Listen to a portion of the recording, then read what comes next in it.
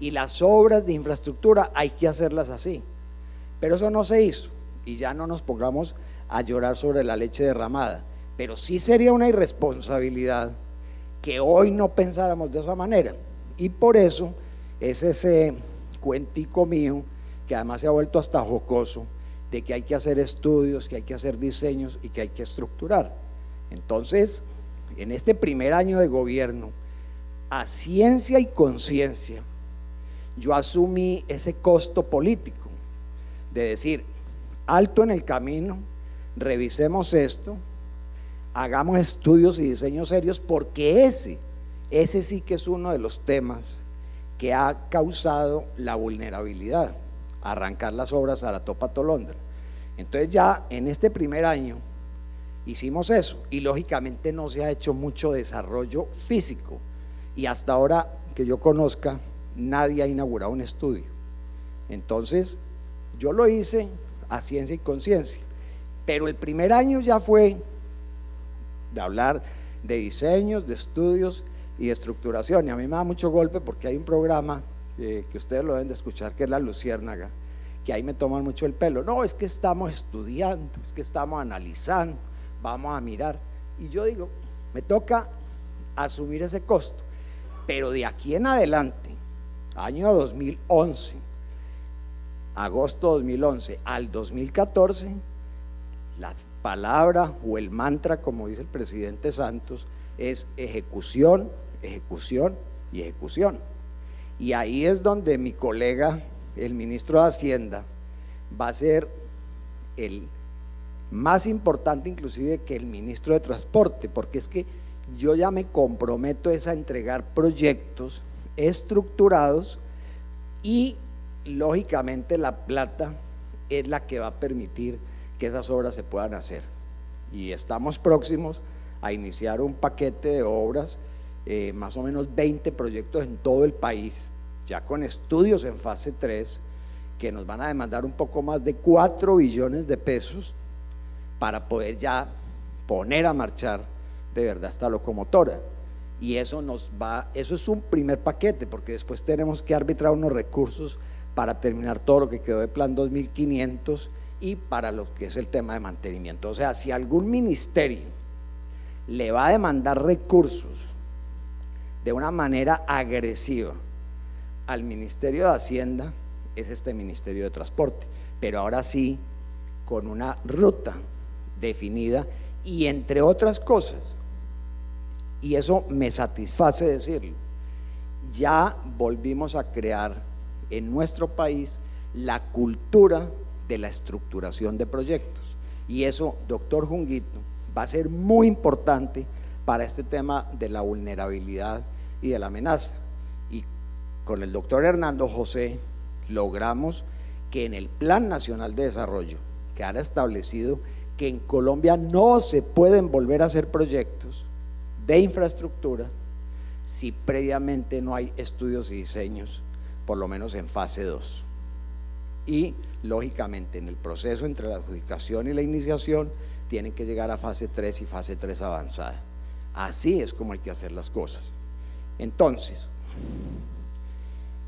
la infraestructura nuestra no es un secreto que está ubicada en lugares de alta amenaza. Esas fotos que ustedes ven ahí simplemente son una pequeña muestra de lo que nos pasa. Y ese mapa que están viendo ahí es el mapa que muestra la red primaria a cargo del INVIAS, la red primaria a cargo del INCO, la red secundaria que está a cargo de las gobernaciones y la red terciaria a cargo de los municipios. Lo que pasa es que se ha dado ya la sensación de que toda la red vial del país es responsabilidad exclusiva del gobierno nacional.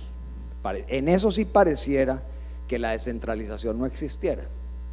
Entonces, a veces es muy buena la descentralización para que se giren los recursos, pero es muy mala la descentralización para asumir las responsabilidades.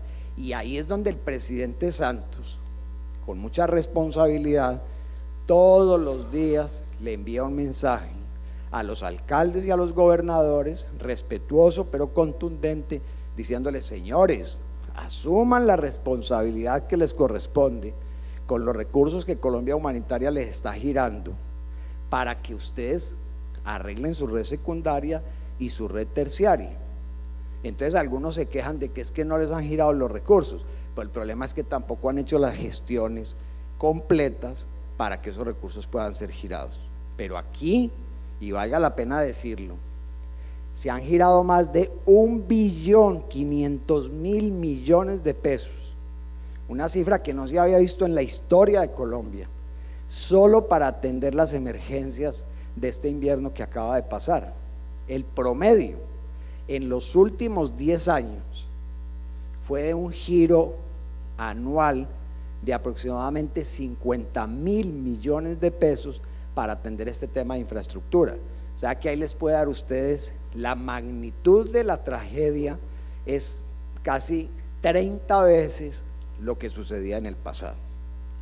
Lo más importante es que se giraron los recursos, que existen los recursos y que lo que hay que hacer es invertirlos e invertirlos rápidamente. Entonces, ¿cuáles son las posibles pérdidas por el colapso de la infraestructura? O los perjuicios que podemos tener y que pueden afectar al país. Más del 70% de la carga de Colombia lamentablemente se moviliza por carreteras, porque estamos atrasadísimos en el tema de ferrocarriles, atrasadísimos en el tema fluvial, atrasadísimos en otros esquemas de transporte. Pero valga la pena comentarlo, Colombia se ha dado unos lujos que no se le dan ni los países más ricos del mundo. Colombia se demoró más tiempo construyendo los ferrocarriles que tuvo que abandonándolos, y ahora tenemos que volverlos a construir. Pero ¿cuánto nos va a valer eso? Colombia, la naturaleza y el creador le regalaron un río llamado el río Magdalena.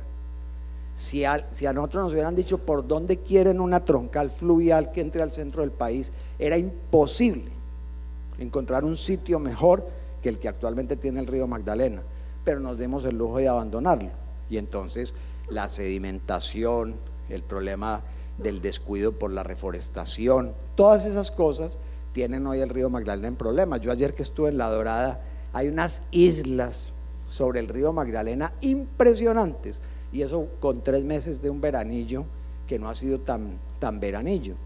Entonces miren ustedes cómo se perdió la capacidad de amortiguamiento, y ya los bosques no son capaces de retener esas aguas. Entonces cuando llueve, el agua sale disparada para el río Magdalena o para todos los ríos y llega finalmente al Magdalena e inunda todo el país. Y cuando hace un verano, inmediatamente esa agua llega al océano, pero no hay otras fuentes que la tengan albergada para ir regulando. Por eso es que el tema del río Magdalena no es solamente hacia el futuro dragar, sino que el tema también es reforestar para que volvamos a tener fuentes que alimenten estas arterias fluviales. El 96% de la carga de comercio sale del país a través de los puertos marítimos, y el transporte férreo es determinante para la industria minera. El 99% de la carga es carbón, pero tenemos que hacer esas redes férreas. Efectos ocasionados por estos eventos naturales, miren lo de la red vial, más de 600 emergencias en 290 tramos de la red vial nacional. Pero aquí también vale la pena decir, 290 tramos afectados, tuvimos problemas y vamos a volver a tener problemas, y ya les voy a mostrar aquí adelante los sitios que ya tenemos detectados que son de tiempo atrás.